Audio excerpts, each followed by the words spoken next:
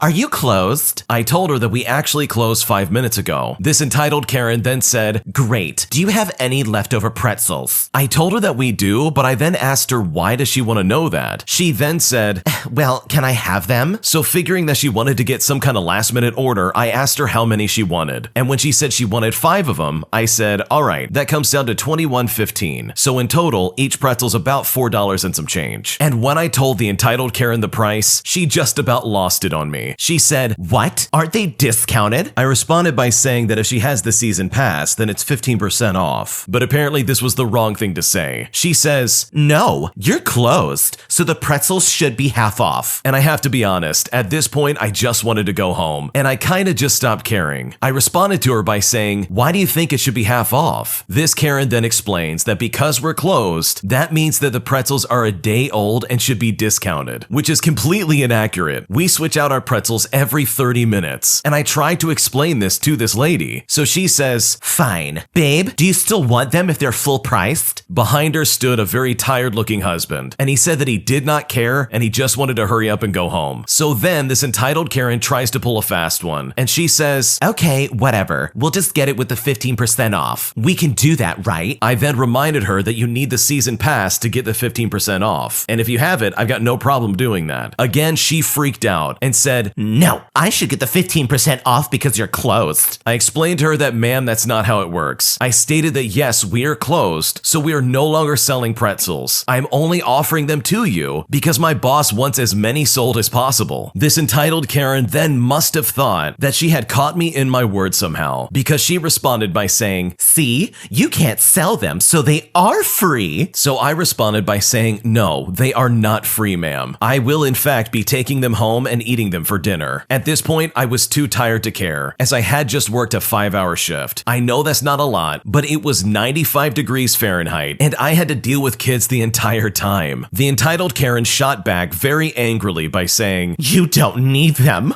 My kids are hungry." And when she said that, I said, "Okay, well maybe you should buy them some food." But the entitled Karen was not getting it. She demanded and insisted that these pretzels were free. So I told her that yes, for me, they were free. But for you, a paying customer, they're $4.23. Thankfully, one of her kids walked up and asked their mom if they could just go home now. The entitled Karen had one last fit of rage and started screaming something that no one but dogs could understand. And then eventually she thankfully left. Imagine getting in a fight over pretzels. How stupid and entitled do you have to be? I mean, this lady clearly was trying to work the system pretty hard. She went from trying to get a 15% discount to then trying to get them half off to then demanding that she should just have them for free. And you can bet that she only did this because they were closing, and she was probably just trying to pressure this worker into caving to her demands. And that's just not fair for someone who's probably just working a summer job, trying to make ends meet. So hopefully this entitled Karen can pick her battles a little bit more, because freaking out over pretzels at a theme park definitely seems like a waste of time and energy. I found out that my boyfriend has been cheating on me, and I don't know how to confront him about this or what to do. My boyfriend and I are both 22 years old, and our 3-year anniversary is in about a week. Our relationship has been pretty rocky for most of the duration. I moved away from home to be with him. I have bad anxiety and depression, so it made doing things around the house like chores really difficult a lot of the time, because I was sad about not having my family around. And on top of that, I lost a couple of jobs, my mom got cancer, among other things. I moved right when COVID started, so there was really no chance to make any friends here. I also didn't have any friends in my hometown where I came from. I have felt pretty alone the whole time, and I'm much too clingy for my boyfriend because he's all I know, but he hates it when I'm always right there asking for attention. The fact that I was so clingy caused a lot of issues, as well as me not doing enough around the house because he worked really long shifts. I tried my best, but it never felt like it was ever good enough because there was always something he'd pick out that I didn't do right. Fast forward about a year, and I caught him on Tinder, and I confronted him about it. He said that he was upset that I haven't been doing my part and that I was too clingy, essentially suffocating him because I just wanted to be around him 24/7. I don't purposefully try and make him mad, but everything I do does. It can be anything I say that I think is normal, but honestly, everything I do upsets him, and it's really simple things too. I also have a really hard time listening, and it affects my memory quite a bit, so most of the time, I can't remember things he just said to me in arguments. Or when he says, "What did I just say?" my mind honestly just goes blank, even though I was paying attention. This causes issues on a daily basis, and I've even tried explaining to him that I'm not doing it on purpose, but he just tells me that I don't care, and calls me all these horrible names in all of our arguments. Honestly, I could write a book about our relationship, and I won't cover a lot of it here, but fast forward a little bit where it really goes down. Catching him on Tinder caused major trust issues for me, and honestly made me more clingy because now I was worried about what he was doing and who he was talking to all the time. Whenever he'd go out with his friends, I'd get a little bit upset and need reassurance, which he also hated. He was always so vague and never really told me his plans anytime he would go out. I always ask him to give me updates now and then, or just to check in with me when he goes out, just so I know he's okay. Whenever I ask him that, he freaks out and calls me controlling and tells me that I'm not his mom and that I don't need to know exactly where he is all the time. So that didn't help either. But fast forward some more, and we got into some pretty big fights when we moved into a new apartment together. At one point, we broke up for about a week because of how I was acting. We got back together after that, and a couple weeks later, I found something in his pants pocket that is basically a packaging wrapper that someone would use for quality time with another woman, if you know what I mean. I then saw a week later where he's asking a lady of the night to spend some quality time with him, also if you know what I mean. And these text messages were pretty condemning and basically all led to the fact that he has been cheating on me, and it looks like he had been doing this multiple times. All of this came up later in an argument, but it didn't really go anywhere because he said he never saw her and denied the entire thing. Fast forward some more, and we got into another really big fight over something I was saying, and he started to get physical, and our roommate had to get between him and me because he was screaming and shaking me, but it wasn't too serious because I was screaming as well. I left after that, and I tried to sleep in my car, but even after that, I accepted him back, and I accepted his apology. We're now in a new place, and we recently got into another argument, and he disappeared for the whole night, and he really wouldn't tell me what he did that night. And what I did next, I know is very wrong, but I looked at his phone, and I only saw text messages of him trying to find out another club that he could go to, where there were lots of women that he could interact with. And there were many more conversations with other women who were just trying to spend some quality time with him. He doesn't know that I saw those messages, and I've been acting like everything is fine at the moment. I've been really depressed lately, and I don't have any friends to talk to, so everything is just kept inside and it really hurts. I'm debating getting the number of this woman that he was chatting with and asking her some questions about my boyfriend, because clearly she might know more than me in this situation. I know I could just break up with him, and I really have been wanting to for the past year or so, but I'm scared. He is all I know, and my family is 5 hours away, and I can't move all my stuff back with my car. I'm just really scared, and I don't have anyone to talk to, and I just don't know. I love him so much, and I want to be with him, and I know he also wants to be with me too. too, but I just don't know why he has to do stuff like this behind my back. What should I do? The original poster in this situation needs to wake up. Their boyfriend does not love them. If he loved you, he wouldn't go to see some lady of the night over and over again. He also wouldn't have all these other condemning text messages, basically proving that yes, he was cheating on you. And that is exactly what he's doing. He is actively cheating on you. And sure, you might be afraid and you might be scared to do this, but if I was in your shoes, I would be breaking up with him immediately. The man has been physical with you and he's been actively cheating on you. He does not love you, and this is blatantly not a safe environment for you. Your boyfriend definitely needs to become your ex-boyfriend because his agenda does not match up with yours, and I honestly do not believe that he loves you in the slightest. My girlfriend kissed another guy 8 months ago, and despite the fact that we weren't together at the time, I still feel cheated, and I honestly don't know what to do. Let me first off say that this woman changed me as a man for the rest of my life, no matter whatever I choose to do ultimately in this situation. I really do deeply trust her as a matter of fact, and I know that everything she said to me is 100% true. We met each other in high school and quickly grew attached to each other. You have to consider the fact that both of us were never in a serious relationship, and the true feeling of love was unknown to us. Soon after meeting, we became mutual friends, and we would text each other on every occasion with no romantic feelings from both sides, even though both of us at the time knew that we both looked like a couple. Times passed and the feelings started coming in gradually. To this day, we often talk about how we felt about each other and at what time during our friendship. I did admit to falling in love with her first though, and not too long after I did, she did as well. You have to know that before that, we never experienced a feeling like this. The one you feel after falling for someone you truly know and appreciate as a person, even though we were both too anxious and overall very confused about what was even happening between the both of us. But here comes the part that really pains me. A month before we became a couple, she organizes a party, which I didn't attend, at which everyone was drunkenly playing a drinking challenge game. It turned out that she was picked to kiss her friend who happened to be a guy. For context, when we were together, he became our frequent topic of discussion because the sight of him at school made me uncomfortable. You would think that it's not a big deal as we weren't officially in a relationship at the time, but she confessed that she had fallen for me sometime before that already. This is what really hurts the most. Because of this fact, every good memory which I remember from before that stupid party is instead a very, very painful one. We've had some arguments over the whole situation where she claims that she wasn't taking the whole kissing thing seriously at the time, but after seeing me hurt by it, she came to really regret it and also apologized to me multiple times, not knowing why she even did that, as she never had any feelings for the guy, and I honestly trust her on that. You might not understand, but we were both extremely confused about our status almost all the time before actually getting together. We were already talking about our plans for the future. We are even considered to be a perfect couple by our friend groups. Well, it would be perfect if not for that one stupid kiss. It makes me sick when I even think about it. Before you say it, I consider a breakup to be the last resort. We truly do love each other. On the one hand, I don't even know what I'm really looking for here. I keep saying it to myself, that she has given me way more than a kiss in our relationship. Sometimes though, when thinking about all of this, the stress can get the better of me. And you know what? Maybe I am in the wrong here, but who really knows? All I know is that at this very moment, I can't imagine how much garbage my life would be without her. And at this point, I honestly don't know what to do. So let me get this straight. The original poster is getting upset because their current girlfriend kissed another guy during a drinking game at a party, and this all happened before you were official. And that's what you're upset about? This is literally the most immature take I've ever seen in my life. And I'm sure your girlfriend is scratching her head like, is this guy serious? I mean, this is literally only an issue on your end. She didn't do anything wrong, and she's apologized multiple times. She is surprisingly seeing that, yeah, this is clearly a big deal despite the fact that we weren't together at the time. I think if anything, the original poster needs to hear the cold hard truth that they need to grow up and get over themselves. You were not committed as a couple, and that's honestly all that matters. So there's really no reason to try and rake your girlfriend over the coals because she honestly didn't do anything wrong. My husband left me because I suck at cooking dinner, and I honestly don't know what to do. I'm a 23-year-old female, and I've been married to my husband for 2 years. When we met, I was young, and I didn't know how to do anything. I won't lie, I've always had this horrible dream of being a doting wife, with a loving family, a house, doing all the cleaning, etc. Everything by the books. So I learned how to cook for my husband like I thought I should. I watched video after video and tried so many things. I can cook phenomenally, at least when it comes to easy Pinterest recipes. My issue is that my husband only likes two things. He likes chicken wings and boxed macaroni. He will eat an entire bag of chicken wings and an entire bag of mac and cheese for dinner if I do not cook for him. Of course, I take it on myself to do all the recipe planning, and I ask him first if things sound good or not. I even try new vegetables in unique ways. Fried broccoli, for example, was really good, as well as some baked carrot fries, which are also amazing. The only issue is my husband hates it. He will, without fail, find something to complain about and not eat most of the dinners I make every night. Now, I cook, I clean, I do dishes, I take care of the cat's litter even though I'm allergic, I do laundry, I literally do all of it. I ask for nothing in exchange, except maybe, just maybe, sometimes he eats the dinners that I work so hard to prepare. He could also be a little bit more selective in how he says things. For example, he came to the table and he took a bite of our dinner, which consisted of shrimp fettuccine, Alfredo sauce, garlic bread, and an Italian salad on the side. He starts making noises like ew, to which I don't respond. Then he just loudly says, "Yuck, what even is this?" As if it's not the dinner he specifically asked for and said that he wanted. He just keeps saying that it's off, and I honestly can't figure out how. It really is delicious. I did everything by the book, and I think it tastes great. I ended up telling him that it hurts my feelings when he acts like this, and I'm no longer going to cook any food for him. He is now on his own for meal planning and such. I'll make my own food and spare my feelings, which I know are hurt too easily as it is. After this, he left the house. He slammed the door and he won't text me back. So I'm literally here because I don't want to bother my friends and my family that lives far away. I'm honestly so hurt by this and I don't know what to do. Your husband is being absolutely ridiculous. You worked hard on making this food and then he's gonna act like this massive jerk and basically treat you like garbage because it's not what he likes. And I'm sure you did everything correctly. He's just being a very poor sport because he doesn't get to eat chicken and mac and cheese again for the 12th night in a row. This is all just incredibly emotionally immature and he really should be ashamed of himself. And the fact that he stormed out after you said, "Okay, I just won't cook for you anymore," is a massive red flag, and it's not something I would ignore in the slightest. Because if I was in your shoes, I wouldn't cook for him anymore either, especially if this is how he's gonna act. If he's just gonna throw whatever you just made under the bus and not even give it a try, then the problem is legitimately with him. So hopefully this works out in some kind of way, and hopefully your husband learns how to cook something besides mac and cheese and chicken, because I can't imagine what that does to your body after every meal, and I can only imagine that's gonna cause problems for him in the future. My partner has a well-paying job, but always finds reasons not to work or pay her bills. And at this point, I'm kind of at a loss on what to do. My partner, who's 27 years old, owes me about $1,000, which I know isn't a huge amount, and honestly, I'd be happy to just forget about it, except every month it grows a little bit more. She'll be a few hundred behind on rent and bills, and won't ever pay me back fully for it. On top of this, I pay for all groceries for us and her kid. I also spend a lot of money on the herb, if you know what I mean, as we both smoke it daily, but I'm the only one paying for it. More or less, the only major bill that she pays towards is rent, which is about $1,100 a month. We've been together for nearly 2 years, but recently moved into a more expensive home together, which is when all of this started to become a problem. We both have pretty well-paying jobs. That pretty much allows us to be schedule independent. If she were to work 5 days a week, it wouldn't be unusual for her to make $3,000 to $4,000 a month. In fact, this is exactly what her colleagues do. The problem is that she won't work. She just won't. Weeks will go by where she first needs to rest, and then she's just too stressed out, and then she'll be maybe ready to get to work, but something will derail her, and right when I think she's getting back to it, something new comes up, and she's staying home again. I understand that she doesn't enjoy the work she does, and it can be emotionally taxing on her, but usually by the 3rd week of the month, she still won't even have half the rent saved up, and I have to accept that it's up to me to make sure that we can pay it, or we're going to risk eviction. I'm starting to feel taken advantage of. I'm starting to build up some resentment every time I see her deciding to stay home another day, as well as every time I have to liquidate some of my savings or stress about work because she won't do it. I've explained this to her multiple times. I've tried motivating her, buying her energy drinks. She's told me to help her get to work, and we've had a couple of fights and some tension over it. Multiple times we've come up with plans that she can follow that allow for plenty of rest, but still, it's never enough time at work to pay for bills and then just to save some of it. But no matter what we try, at the end of the month, she can't make rent and I have to pay her share because we're both on the lease. I don't want to break up with her. I truly love this girl, and besides her incompatibility with capitalism, she's the healthiest and most loving partner I've ever had. For example, while I may pay for groceries, she does do mostly all the cooking and cleaning. It's not like she's just being lazy all the time. She does have a busy and often stressful life, as well as having a family that uses her like a free therapist. I just want to find a way to motivate her to work enough, just so that she can pay her share, and be able to afford adventures and travel plans like we've been trying to save money for in the first place. What should I do? This is really disappointing, to be completely honest, because you moved into a new place with her, all with the exception that she would step up and pay her fair share, but she's absolutely not doing that. I don't know if there's some kind of depression or medical illness that's going on with your partner, but maybe it's time to go to the doctor and say, hey, I'm having trouble even going to work. What do I do? Also, where does she work where she could just not show up and still have a job? Because that's crazy to me. The original poster goes on to say that yes, his partner does indeed hate her job, but with that in mind, there's plenty of people out there who hate their job, but still do exactly what they need to do to make rent and make a living. If I was the original poster, I would have put my foot down and said enough is enough. I would stop giving her money, I would stop paying for things, and I would honestly just start looking for a new place to live. Because from the outside looking in, she's taking advantage of you. She knows for a fact that you will step up and save her when she doesn't want to work. And in my opinion, I think it's time to stop being a doormat and just say no, you need to step up and pay your fair share. Otherwise, this living condition is not going to work. When you subscribe, make sure to hit the bell to turn on notifications. To finish listening to all the stories, check out the playlist at the top of the description. And if you like Am I the Jerk, make sure to subscribe to Am I the Genius. Everything will be linked down below in the description.